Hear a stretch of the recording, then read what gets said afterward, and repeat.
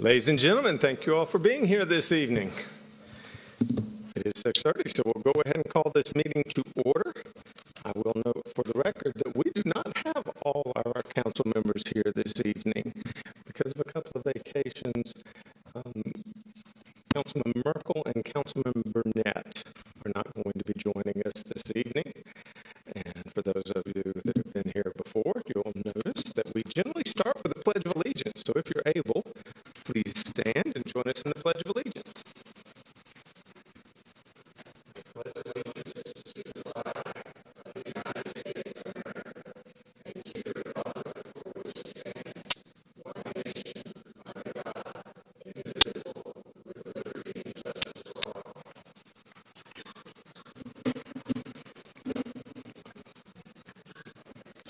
And you're very lucky tonight because we have two special presentations and proclamations this evening. So we'll begin with the 30-year service award for Chief Scott McCullers. Mr. Regas and Councilman Hypes as liaison to public safety.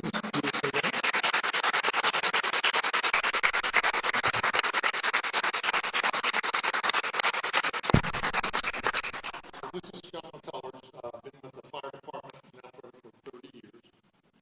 And I'm just curious, how many of y'all in the audience tonight are older than 30? You know, I think we're outnumbered tonight, but that's okay. Here with us is John Robinson, the Director of Public Safety. Our fire department is a division of public safety. So, and Mayor Gilman and Councilman John Hypes. So, yeah, Scott, when you came here, how many firefighters did we have at that time? We had, I think 12 full-time employees over 3 shifts. Yeah. And now we're up to 99. We'll grow to 105 this year. And fire stations? We had 2. Okay. And one was in Windward, and there was one downtown here at where the intersection of Roswell Street and Milton Avenue is located. And now we have 6. So, yep. Our ISO rating, and that's like an insurance rating. An ISO rating will tell you how good you are at putting out fires. You know?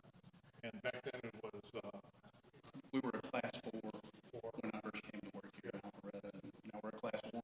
Class 1. And just re-upped back in the spring for that rating again. Cool. And so 1 is the best you can do.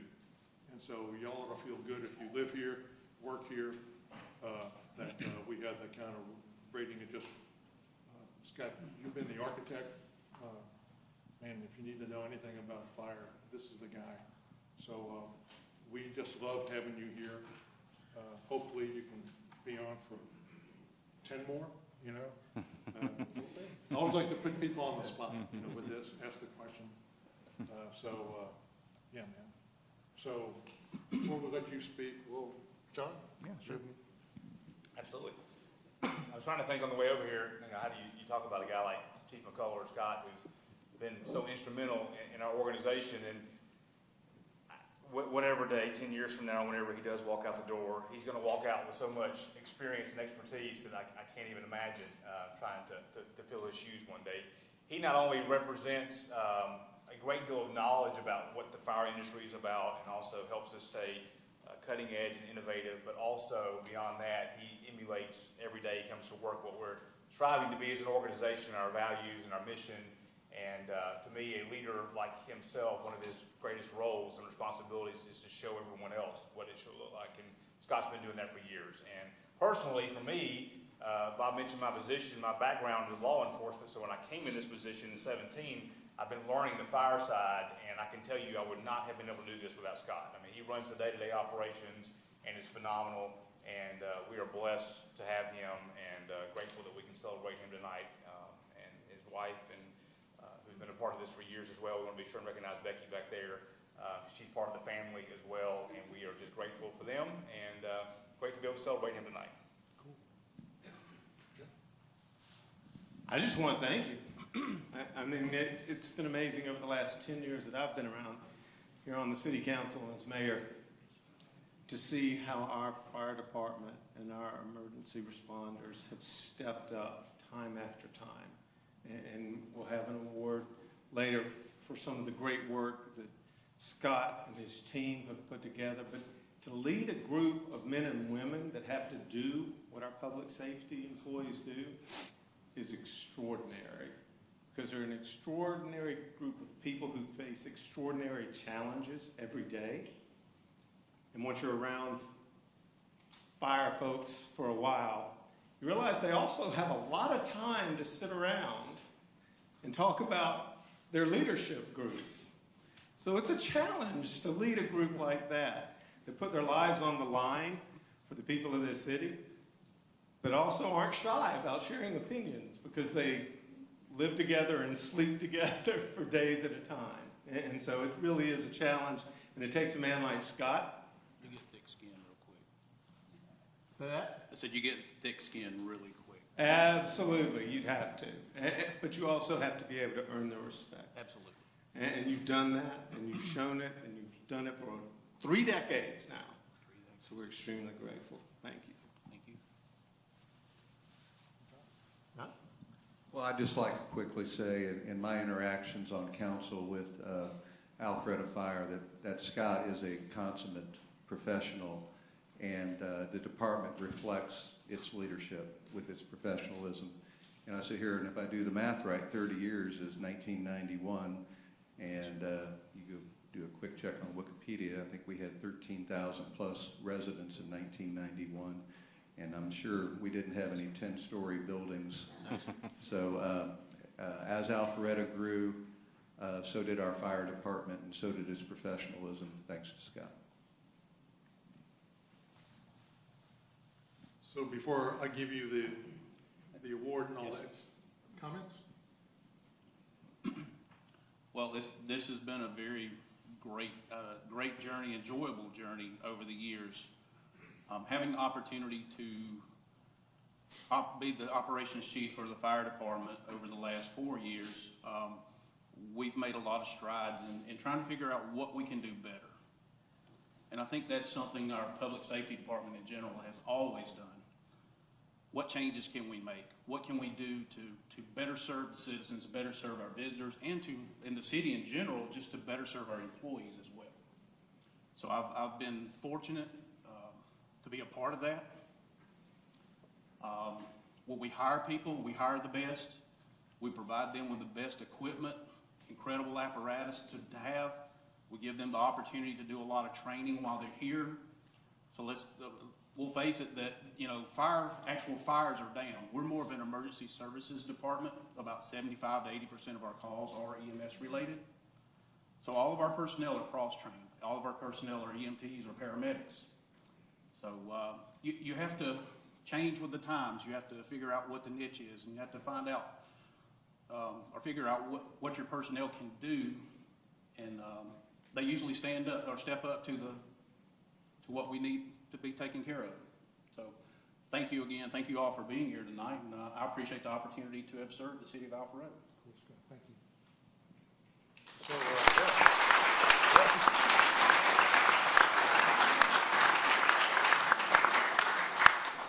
First thing I'll give you is the 30-year pin. Yes, sir. And it looks kind of like a diamond. Yes, sir. And it's not a diamond because we can't afford that kind of thing. But, and the check, Scott. Thank you, sir. And then the award itself. So, yeah, we don't give too many of these out, man. So I don't think we have one for 35.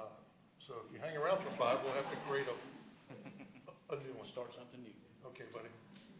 Thanks. And just, I know there are a lot of lifeguards in here tonight, right? And so you're trained to recognize when folks are in trouble and to help them out. And that's what Scott and the other folks do day in and day out. And I tell you what, if any of us ever had an emergency, we'd want these folks here right quick. And so thanks, and God bless y'all. Thank you. Yes, sir. We appreciate it.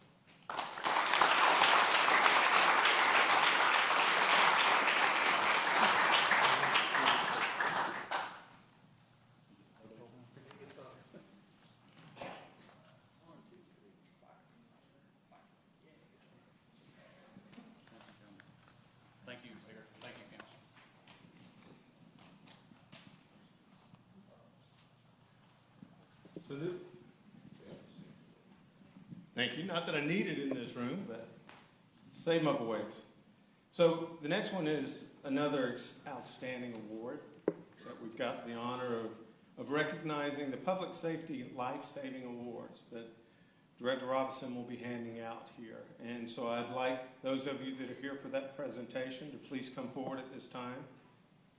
Christine Young, please come forward at this time.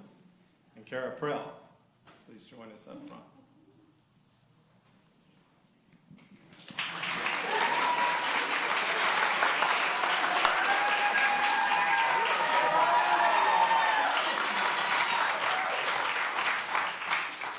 Good evening. This is really cool. I was just up here about a month and a half ago, giving out, at the time, the first time I think we've ever done this in a council meeting, a life-saving award. As I said then, we normally do this in our department for our firefighters and our police officers who do a phenomenal job protecting life in our organization. But it's really cool when we get to recognize some other folks that have been involved in the life-saving business, like these lifeguards. And just a little bit of background, we have a unique relationship here, our fire department, with our lifeguards, and it's really unique, and you don't see this in a lot of other cities, but our fire folks have done a good job of connecting with some lifeguards that are hungry and willing to learn, and as Scott was saying earlier, want to make it better, want to be better, and so we've seen that relationship develop. We've seen a lot of training going on, and that training came to fruition back on June 30th, 2021. Let me go ahead and call up these three folks here.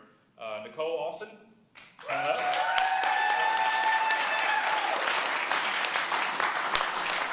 Caleb Howard. Caleb?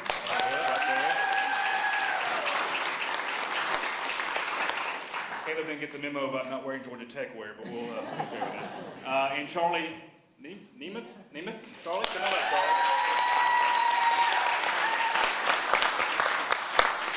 Unfortunately, there's a fourth, Bryce Jackson, but he could not be here tonight, so we want to be sure to mention him as well. So let me tell you about what these four folks did on June 30th that resulted in saving a human life. Charlie had heard a woman screaming for help and recognized a male subject that was drowning. He took immediate action and with help rescued the man from the pool and implemented life-saving measures as he was unconscious, not breathing, and had no pulse. Charlie, along with Bryce, Nicole, and Caleb, administered CPR and applied an AED that resulted in the victim regaining a pulse and breathing again, and monitored him until emergency help arrived. Your selfless and quick actions were nothing less than heroic, and you are to be commended and admired by all. So, with that, yeah, go ahead.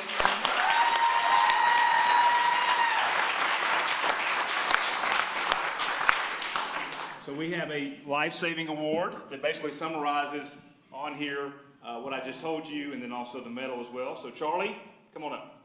There you go, man. Thank you. Congratulations.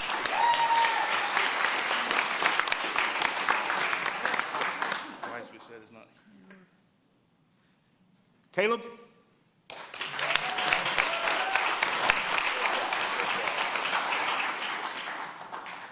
And Nicole.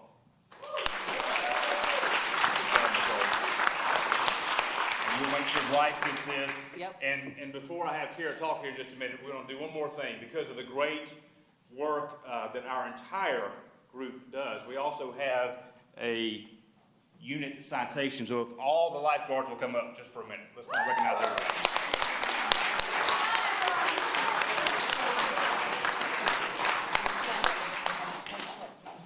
And I'll give this to you, Ms. Kara, on their behalf. Good job, guys. Y'all can come down here a little bit too, so. Go ahead. Thank you. Just take a minute to say how proud of these guys I am. I said I wouldn't get choked up. But every year I say I have the best team. I have former teammates here, Emily, and I couldn't be prouder. I think it's so amazing the work they do. And I'm a mom too, so I'm all emotional. But I want to thank the fire department really for working with us. They come out to our Monday trainings. Our training before the pool opens, they come out to and work with us, and this has really been key since 2019, and I think you guys would attest to the fact that it makes us better as a whole, but I happened to be stalking them that day. I sometimes sit in the training room and watch the lifeguards work, So I watched it from the beginning. I watched Charlie blow his whistle, and I watched them pull him out, and I watched Bryce and Nicole do CPR. And I wasn't just watching, I was jumping in. But you really don't need to at that point. That's how great they are. So I don't, elbow my way in there at all. I let them do their job, and I'm super proud of you all. You're amazing. Let's give it up for these folks one more time.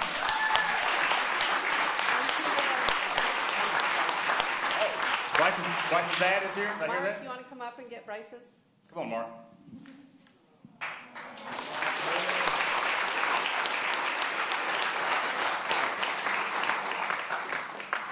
Be very proud. All right. Got a picture already? I don't know if we can get everybody in here or not. We're good? Got it?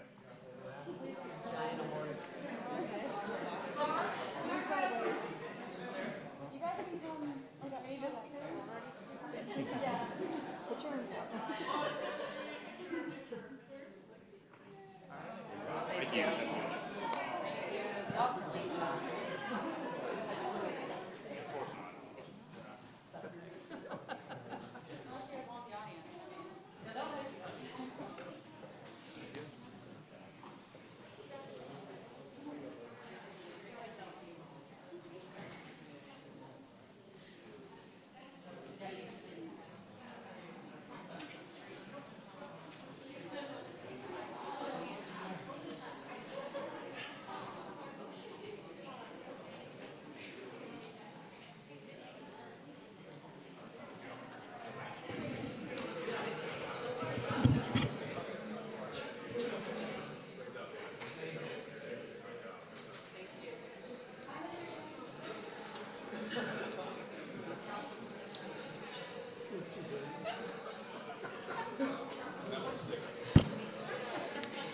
Tough act to follow after those two.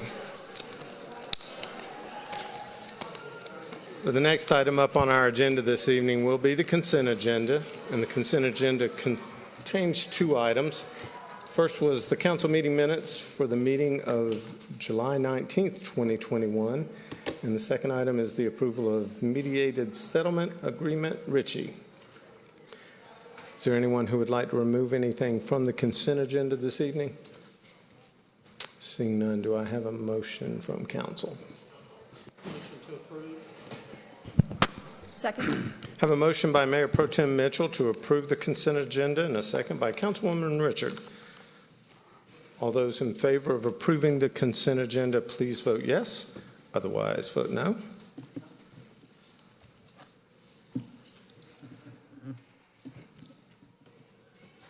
And it does pass unanimously. Next, we'll move on to the public hearing items.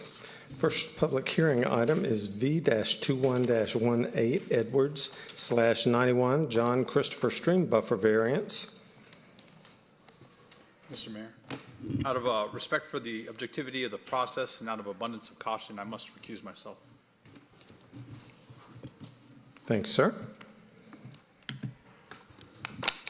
Mr. Mayor, I'd like to offer a motion to table. I think we have just four of us here this evening, and this item is a very important item, and I think it deserves more of our council members to weigh in on the decision, so I'd like to table.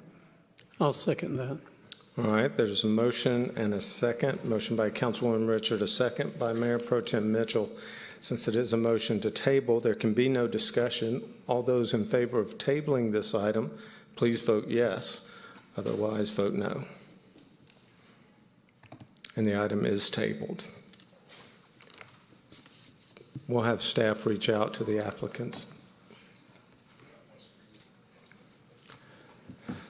So that item will not be discussed this evening, and the second item on the agenda for the public hearing is CU-21-07 Far East Beauty /1115 Upper Hembry Road.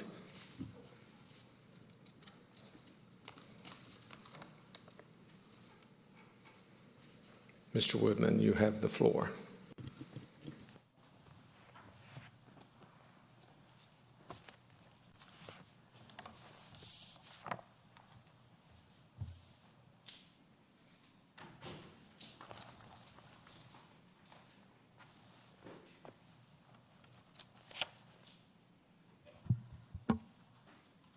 Thank you, Mayor and Council. The item before you is a conditional use to allow spa services for Far East Beauty, which provides cosmetology and spa services such as facials and waxing. Property is zoned O&I Office Institutional, which allows spa services with approval of a conditional use. I have the location map on the overhead. Subject property is located at 1115 Upper Hembry Road. That's in Suite A, and the office complex is called the Alpharetta Professional Plaza.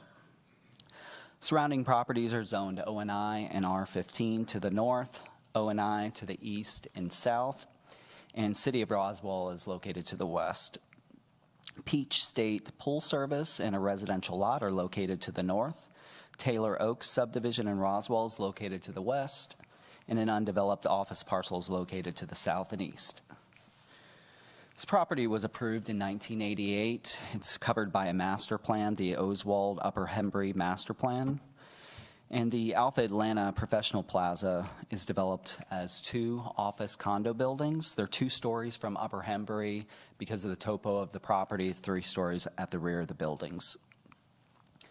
Suites are accessed from both the front and back of the buildings. And the applicant's suite is accessed from the rear of the building on the left, and I'll show you some street views.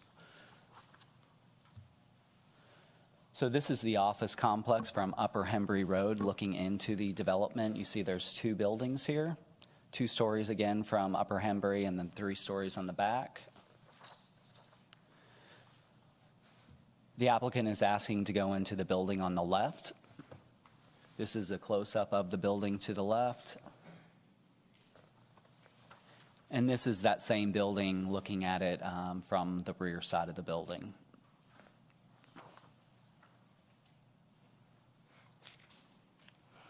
Other businesses operating in this office condo include Alpharetta Psychiatric Services, Revitalize UMD, BMI Surgical Institute, and Extra Mile Dentist. Far East Beauty is a new business. The applicant's business provides the following services: facials and waxing, microblading, semi-permanent makeup, lash extensions, makeup, and nails. Services are by appointment only.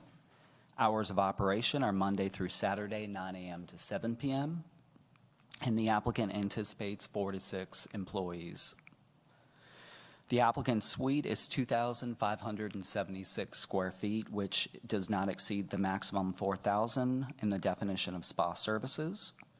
And there are no other spa service businesses within 2,000 feet of this property, again, as per the definition of spa services. And I do have the spa and massage map up on the overhead. This is the property here. You see any of the yellow tags represent an existing spa establishment, and the light blue circle around it represents the 2,000-foot distance. So you can see that this property is not encumbered by that distance. And then, of course, the residential property across the street from this property is actually over 300 feet away, so it does meet that. It's not within 300 feet of any conflicting uses. That property is 320 feet away.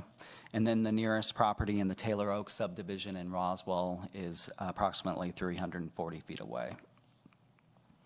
We did show this request to the public at the Community Zoning Information Meeting on June 9th. There were no public comments at that time. Staff has received 7 letters of support for the applicant's request, which includes the condo association as well.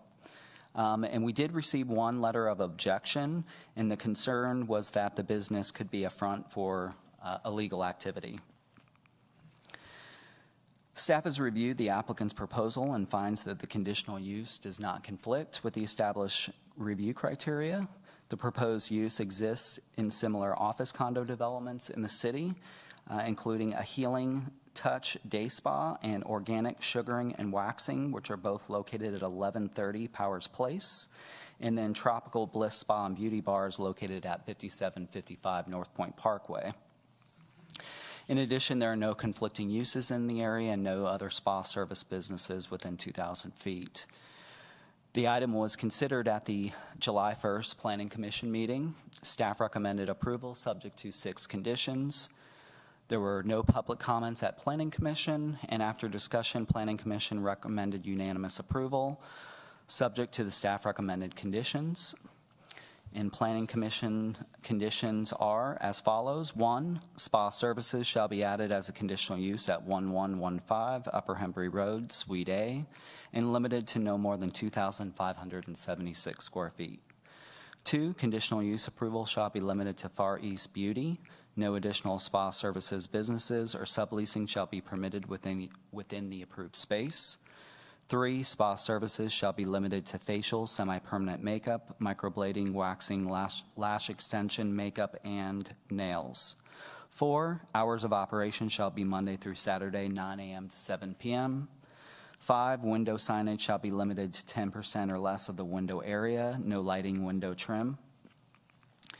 In condition 6, states that in compliance with condition 21 related to file number MP 88-05 Oswald Upper Hembry Master Plan, 1 of the 2 existing ground signs at the project entrance shall be removed prior to the issuance of a business license for Far East Beauty.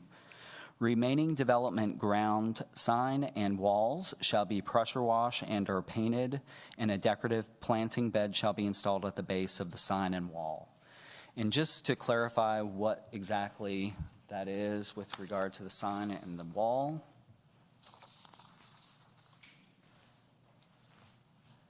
at the entrance to the condo association, there are 2 walls on either side of the entrance. Both walls have a sign face that has been placed on those walls. That condition number 21 in the 1988 master plan for this property stated that there would be only 1 ground sign. So that's why we have added condition number 6. So the applicant is in agreement with that condition.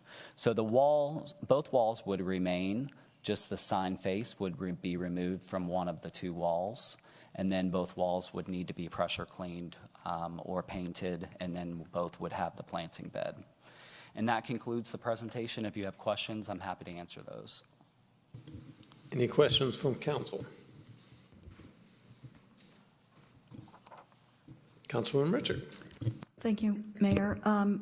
Michael, in regards to the one letter of concern we had about this particular conditional use approval, can you give us some insight as far as our city is concerned? Have we had any issues with our spa or massage establishments? None as of recently. We do reach out to public safety on these types of requests, and no issues have been identified.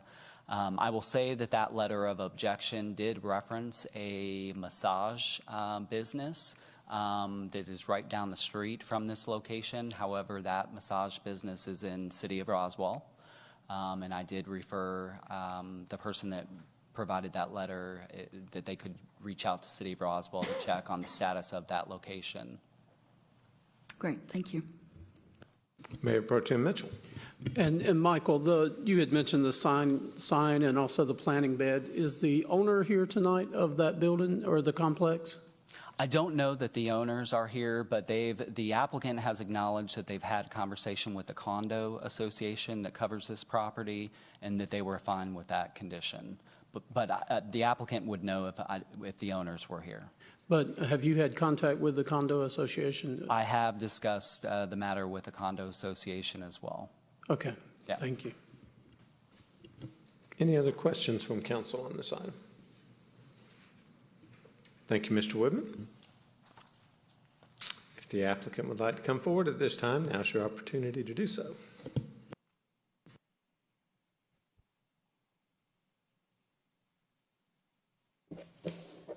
Good evening. I'm David Weiser, and this is Hungbo Gore, my wife.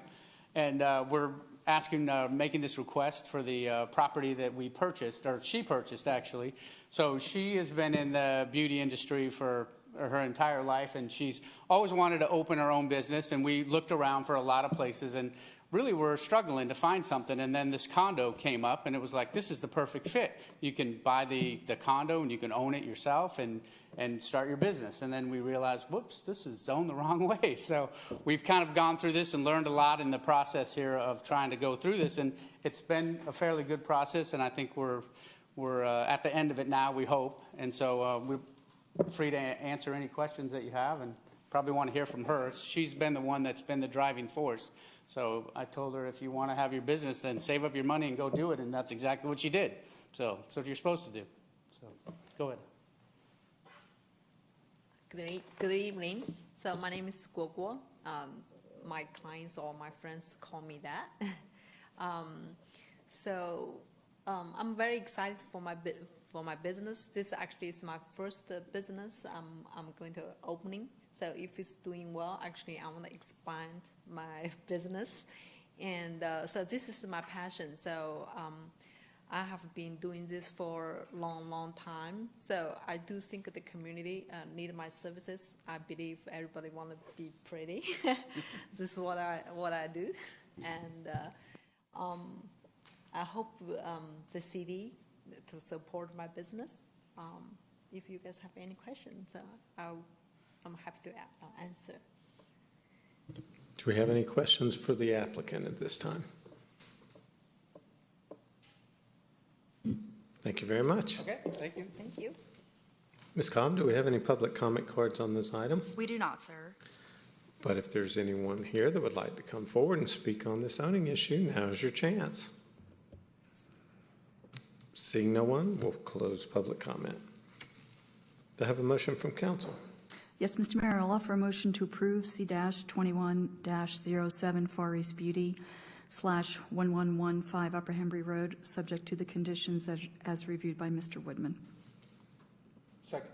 I have a motion by Councilwoman Richard and a second by Councilman Binder. Any discussion? Seeing none, all those in favor of the motion, and that was the motion to approve, CU-21-07 Far East Beauty /1115 Upper Hembry Road, with the conditions as outlined by Mr. Woodman.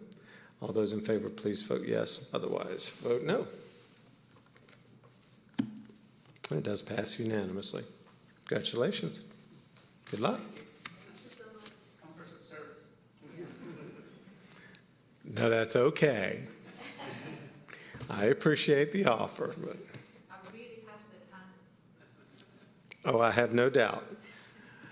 We try not to accept too many freebies as elected officials, but I do appreciate the offer. Public hearing on the fiscal year 2022 millage rate levy is the next and final public hearing item. Director Harris, you have the floor. Good evening, Mayor and Council. This is the first of 3 public hearings on the proposed millage rate. Feels like deja vu. We did go through this in June when we were adopting the budget. We did through 2 public hearings at that time. We anticipated or projected that we would not see a reassessment increase overall because we felt that the commercial values would be negative and probably absorb the residential increase. In early July, we did get the digest, and we are up about 3% on reassessments. That's those values that existed the year before are up 3%. And based on state law, if you don't lower the millage rate for that same proportion or same dollar amounts that would be generated by that increase, then you have to advertise a tax increase, much like we have in prior years. So this is the first hearing on it. There'll be an ordinance item 1 of 2, and the first one is later on in this agenda. So I think that's it. Obviously, it is good news that the digest is better than we projected, although we do not know the appeals numbers at this time. We will know that in probably mid-August. I think the deadline is August 5th, but there's some other deadlines. And by the time we get that information, it'll probably be mid to late August as far as how many appeals there are. I mean, obviously, I would feel there'd be significant appeals on the commercial side as a result of the COVID, but we won't know the results for some time. But again, this is the first of the public hearings to hear it. Any questions from council at this time? Thanks, sir.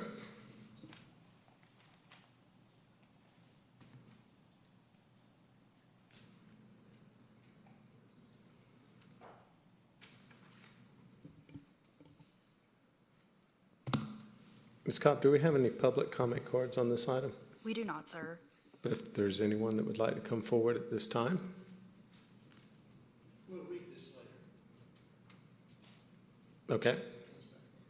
Just wanted to give the public an opportunity if you have any comments. Seeing none, we'll close public comment.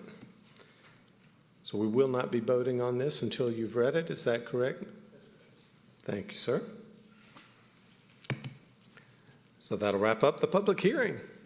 Shortest public hearing we've had in a while. So we'll move on to the old business portion of tonight's meeting. And the first item under old business is PH-21-13 UDC text amendments, supplementary regulations, accessory backyard chickens located in residential zoning districts. And this is the second reading, so there is no public comment on this item.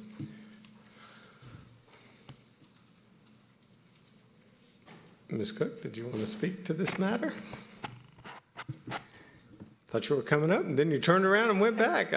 Mayor and council, there have been no changes since the first reading, but I'll answer any questions you may have. Do we have any questions from council at this time? Thank you, Ms. Cook. Mr. Thomas?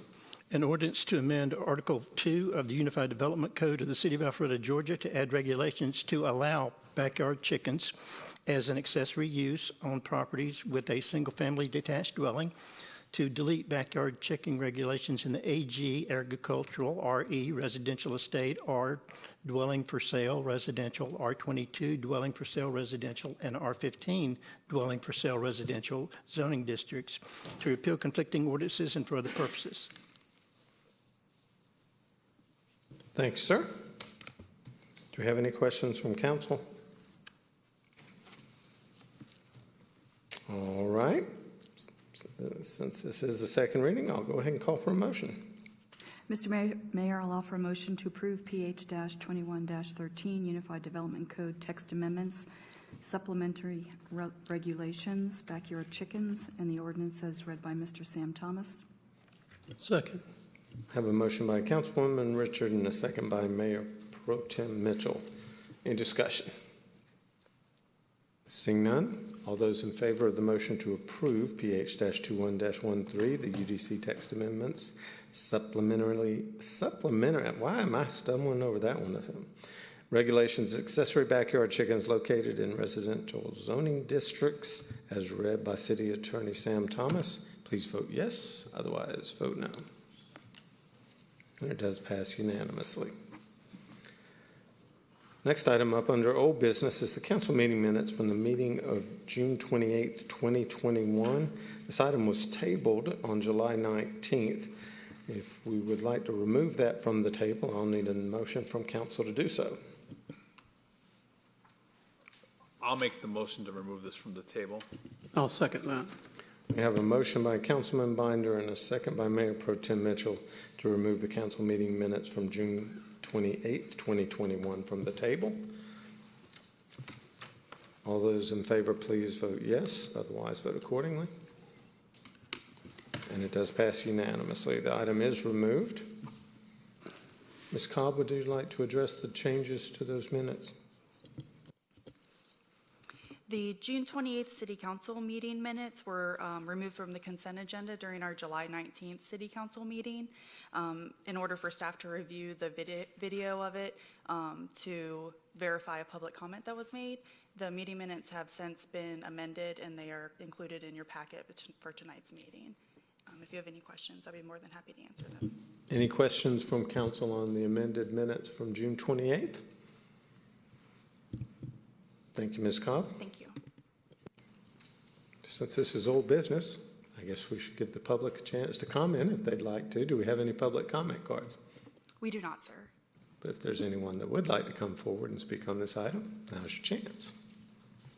Seeing no one, we'll close public comment. Do I have a motion from council? Motion to approve the minutes as read, as updated. We have a motion by Mayor Pro Tem Mitchell to approve the amended minutes from June 28th, 2021, and a second by Councilman Binder. Any discussion? All those in favor of the motion to approve, please vote yes. Otherwise, vote no. And it does pass unanimously.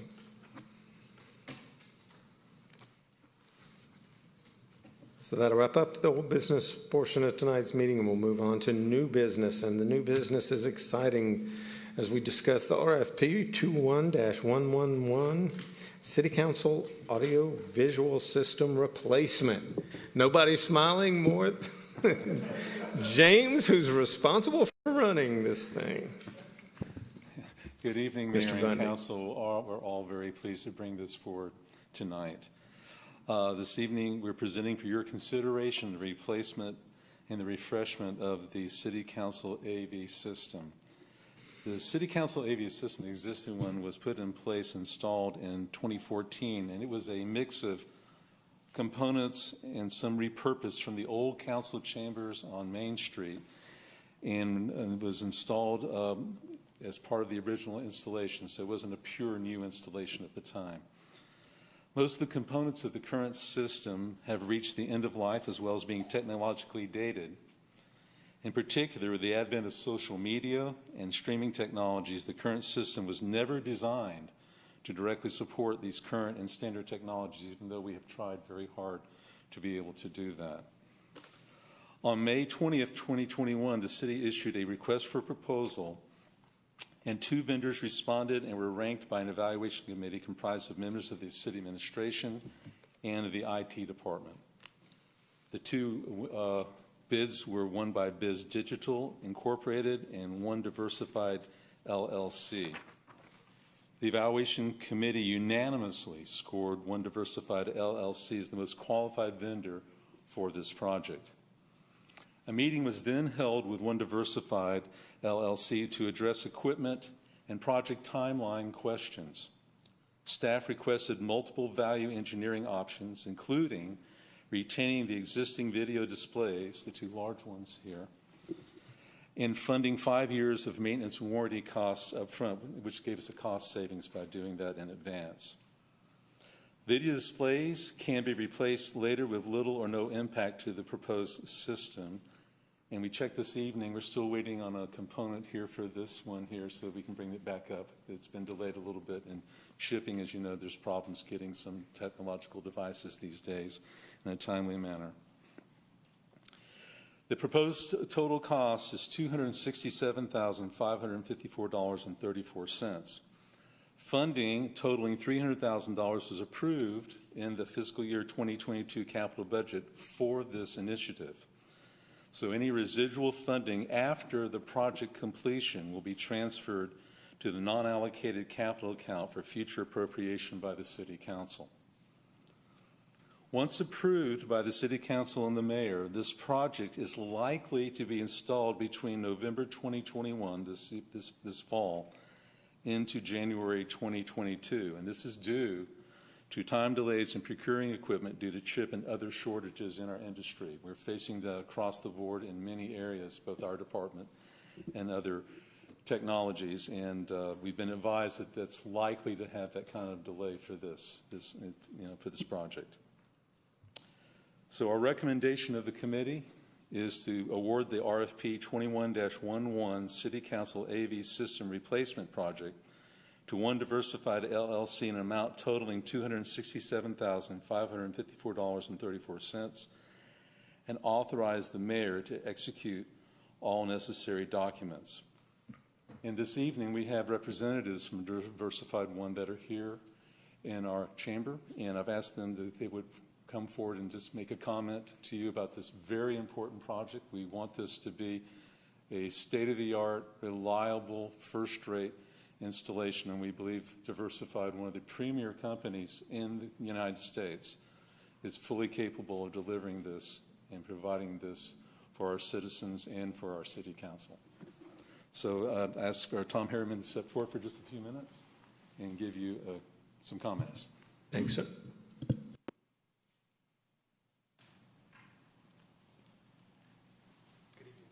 Good evening, Mr. Mayor, council members, staff. We're excited to be here.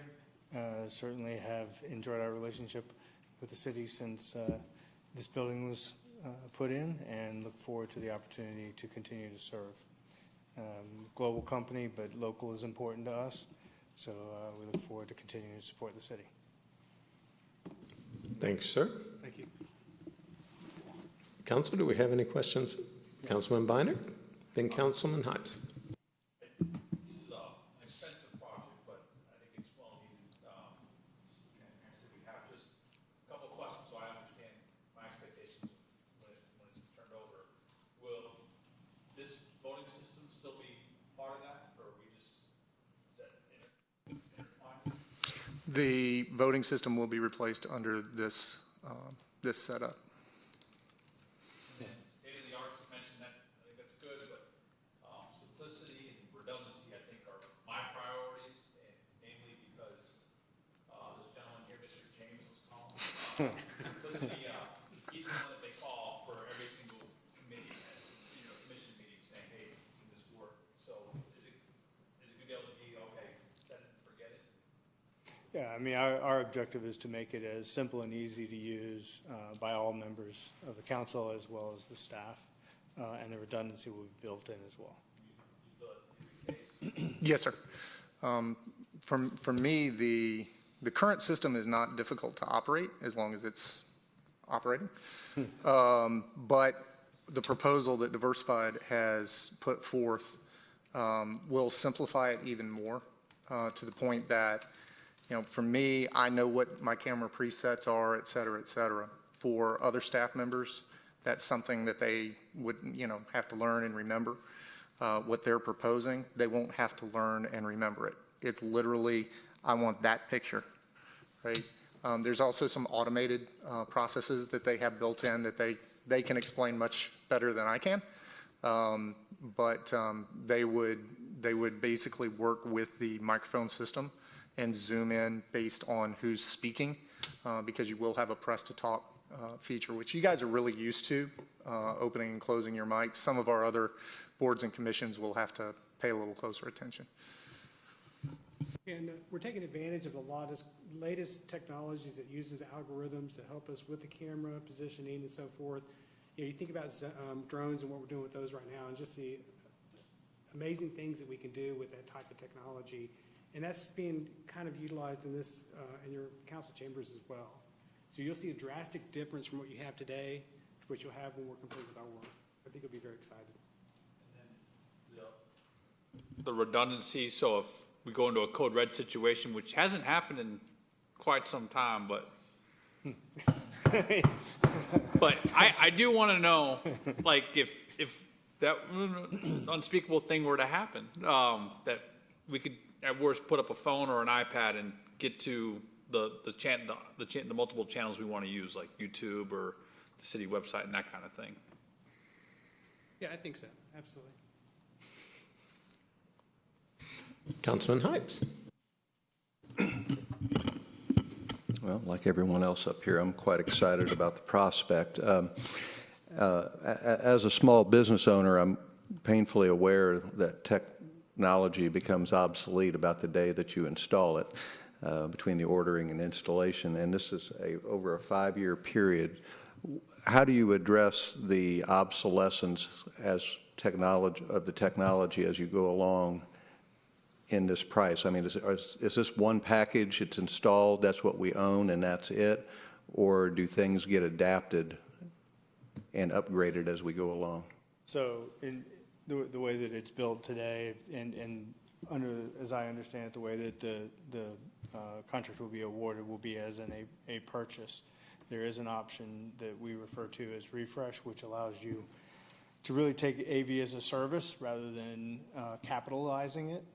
That would allow you then to refresh that technology during the lifetime. So if at year 3 you decided you wanted to refresh, you could certainly do that and put new technology into the system.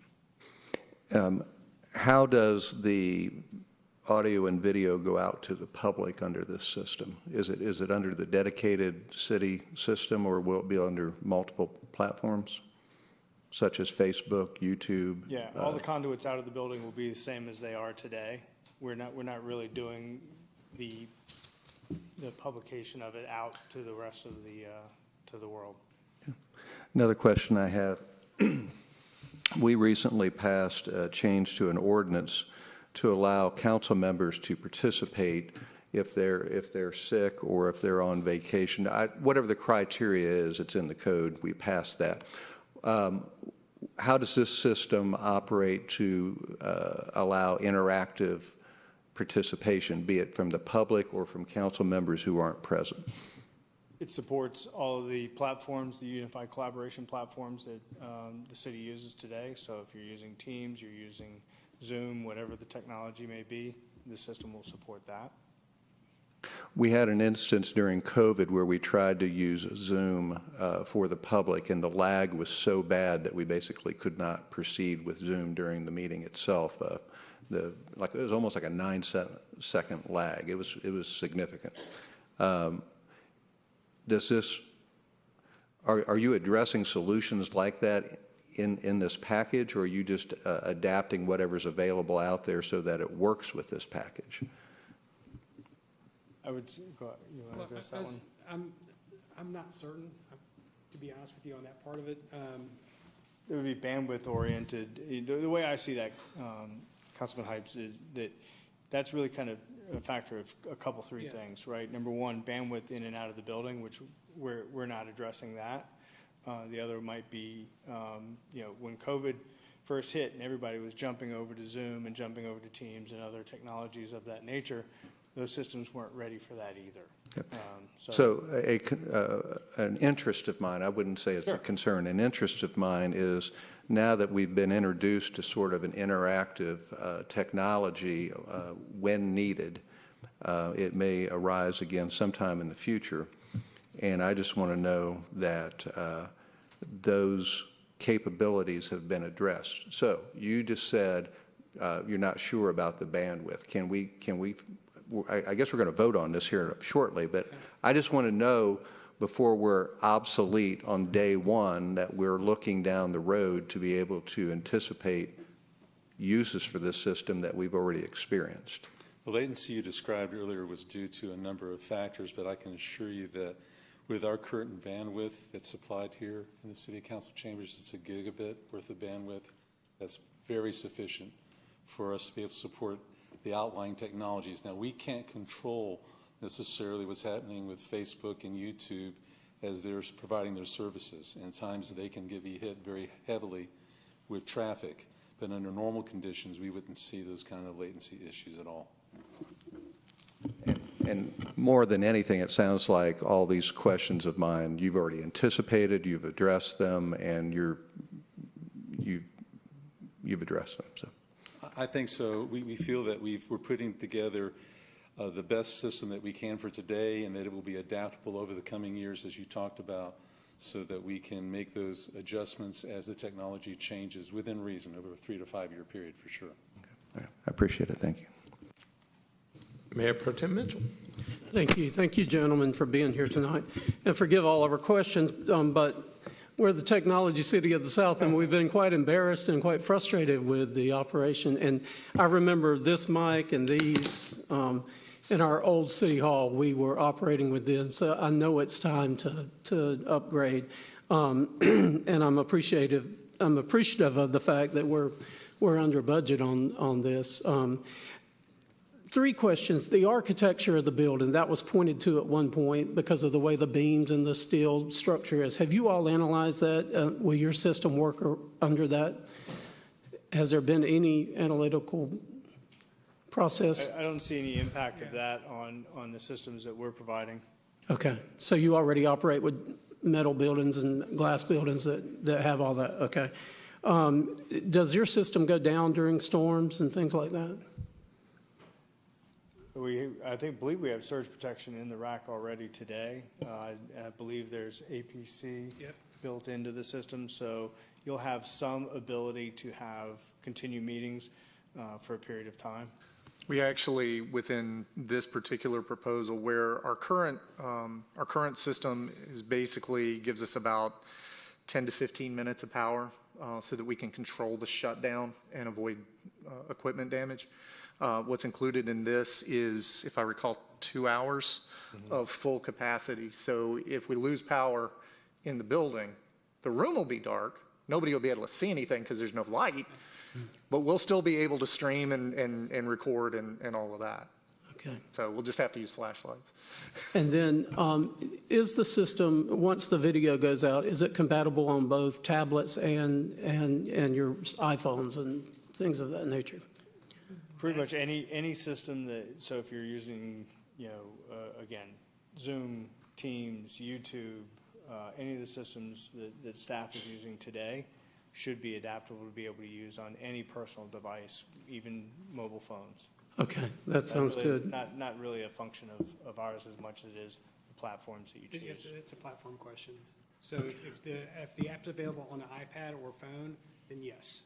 Then it will be formatted for such. Correct. Okay, and then your local, so does that mean you keep parts for this particular system we're buying or we've had to face a long, it's been a 6-month mail-in for parts and stuff or ever how long it was. It was quite a while. Do you all have parts in the Atlanta area that?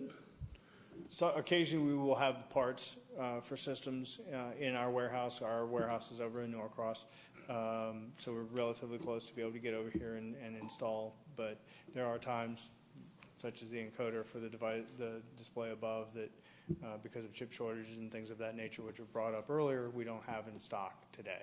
So we do our best to try and get them out here as quickly as possible. Neither does Tesla, no? Yeah, exactly. All right. Thank you very much. You're very welcome. Thank you. Any other questions from council? Thank you, gentlemen. Okay. Thank you. Appreciate it. Thank you, Mr. Bundy. Appreciate it. Ms. Cobb, do we have any public comment cards on this item? We do not, sir. But if anyone would like to come forward and speak on the audio-visual replacement system for the city of Alpharetta, council chambers, now's your chance. Seeing no one, we'll close public comment. Do I have a motion from council? Yes, sir, Mr. Mayor. In Biden's absence, please award RFP 21-111 City Council AV System Replacement Project to One Diversified LLC, an amount not to exceed $267,554.34, and authorize the mayor to execute all necessary documents.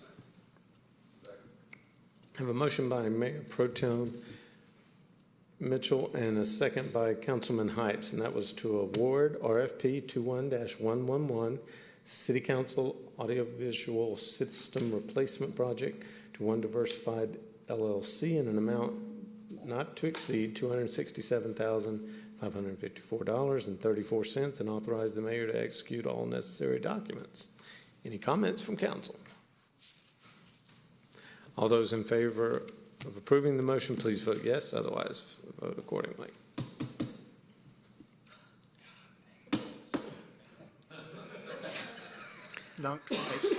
All those in favor of the motion, please raise your right hand. And it does pass unanimously. Money well spent.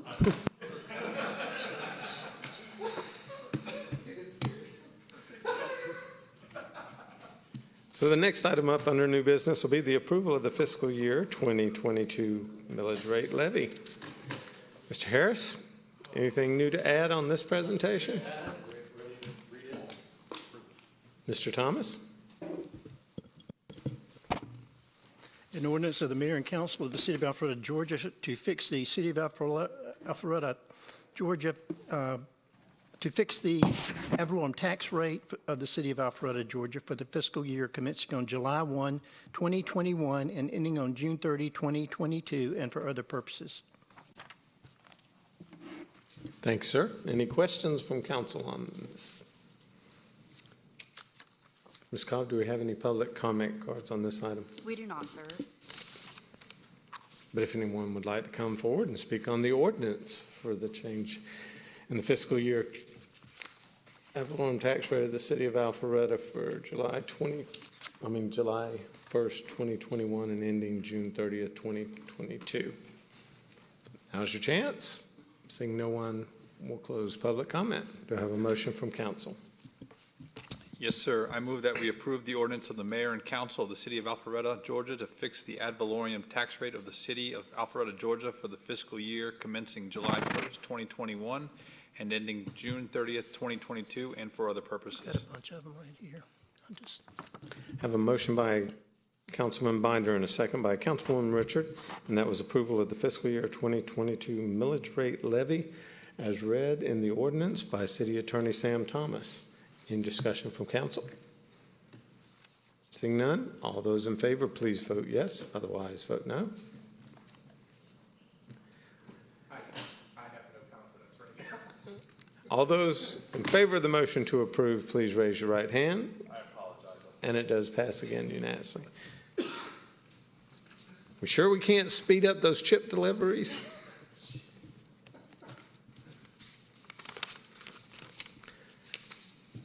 So the final item under new business this evening will be for the Fire Rescue Rapid Response Vehicle acquisition. Director Robinson, you have the floor. Good evening, Mayor and Council. We are requesting approval for a budgeted item, our rapid response vehicle, as improved in the capital 2022 budget. This vehicle is basically a F-350, and it is a versatile, smaller, and more mobile unit to help us reach some areas that sometimes we can't reach with a larger fire truck. Also, our plan is long-term, as you know, many of our calls are medical calls, and we would like to start utilizing this vehicle to respond to medical calls instead of having to roll out a very expensive fire truck every time. So that's going to give us some versatility and some options moving forward. Also, kind of a package deal here. We're including in this a proposal for a Polaris UTV, which will be used mainly on the Greenway and other tight areas like that. Both of these vehicles together come under the amount that we had originally budgeted for at a cost of $199,500. Thanks, sir. Any questions from council? Director Robinson, only since I did not bring this up as we were recognizing Chief McCullers earlier, but I actually had considered doing that and probably should have while we had a full house. But could you explain how Chief McCullers and his staff were able to save the taxpayers a lot of money because of the need of us to replace a unit that the city of Milton has staged in our city? Yeah, so for the last several years, Station 81, which is off Red Bridge, we have had Milton in that station with us. And so we, of course, partner with them and work with them a great deal anyway, but this helped us make sure that we had appropriate coverage in that area, not only for us, but also for Milton as well. Well, Milton has recently built another fire station and is moving that ladder truck over to their city, which creates obviously a need for us to purchase another truck, a Quint, which has already been approved, and we hope to have in by November. And so a part of that, we did a little restructuring with that, and we're having to add 6 personnel, which we're in the process of hiring now, again, in the new approved budget. But ultimately, this will help us hopefully have even greater coverage and quicker response to calls here in the city. And so that's what we're working toward now. Is we didn't have a choice. We've had a good partnership with Milton, but they moved out. And so this is an opportunity for us to step up and maybe adjust how we do business a little bit. And I feel like it'll be advantageous for our citizens in the long run. Is that what you were asking? That's exactly it. I thought it'd be nice for the public to understand that this was something brought on out of necessity. Correct. And that when faced with the choice of just doing what most fire departments do is, man, we got an excuse to buy another ladder truck and hire folks to staff that new truck. And instead of that, our dedicated leadership under Scott McCullers looked at all the different options and realized that because ladder trucks are great, but they're not necessarily needed as often as one of these more flexible vehicles. And so just wanted to share that with the public so they might be able to appreciate how not only will we be providing better service, but at a less expense to the taxpayers with this purchase. So thank you, sir. Thank you for explaining that. Ms. Cobb, do we have any comment cards on this item? We do not, sir. But if anyone would like to come forward and speak on this, now is your opportunity. Seeing no one, we'll close public comment. Do I have a motion from council? Mr. Mayor, I make a motion that council approve the purchase of a 2022 Fire Rescue Rapid Response Vehicle, which also includes the Polaris Utility Task Vehicle in an amount not to exceed $199,500. Second. I have a motion by Councilman Heitz and a second by Mayor Pro Tem Mitchell, and that's to approve the purchase of one 2022 Fire Rescue Rapid Response Vehicle in an amount not to exceed $199,500 from 108 Fire Safety LLC under the terms of the competitively procured GPO contract PS 21125. All those in favor, please raise your right hand. And it does pass unanimously. So that will wrap up the new business portion of tonight's meeting, and we'll move on to public comments. So if there's anyone here that has just been sitting there dying to have their moment at the microphone, now's your chance. Seeing no one, we'll close public comment. Any reports? Councilman Binder. Because it's off time, our next meeting is August 2nd at 11:30 a.m. just to do another reading again with on the finances and the millage rate. So just want to have that out, and so I guess we have multiple opportunities for different timelines for important. Correct. Yeah, as required by law, when we have to go through this particular process, we have to have one meeting that's off the normal time. So on the 2nd, we'll have one meeting at 11:30 and then another at 6:30 p.m. So we'll get to spend more time with you. Thank you, sir. Duly noted. Councilman Heitz. Not as much of a report as it is an editorial. This last Friday, we had the surf and turf put on by private residents through Chiringa and inviting the community downtown for music on Friday night. And then Saturday night, we had Home by Dark, which is a city-sponsored event. Brad Paisley was over at the amphitheater. We on council had the opportunity to receive a Alpharetta Music City shirt a while back through Parks and Rec, I believe, and I had any number of people, because I was wearing mine, wanted to know how they could get one of those T-shirts. And the moral of this little editorial is people are loving their city, from the director of fun back there in the corner. Just unsolicited comments of people gushing about the music and the opportunities to bring people together as a community. So kudos to Director Robinson, or excuse me, Director. and to Director Robinson, who was coordinating all of that. So kudos, Morgan. Any other reports? Well, there was only one other report that I wanted to add to that, and we have a couple of birthdays today. Mr. James, I believe, has a birthday, and Director Harris has a birthday. So if we could, please sing happy birthday. Mr. Harris has pointed out that the replacement of the AV system is a wonderful gift, and we're very happy with that. Fair enough. You'll be spared our voices this evening. Ladies and gentlemen, we do appreciate you being here and look forward to seeing you at the next council meeting. We are adjourned.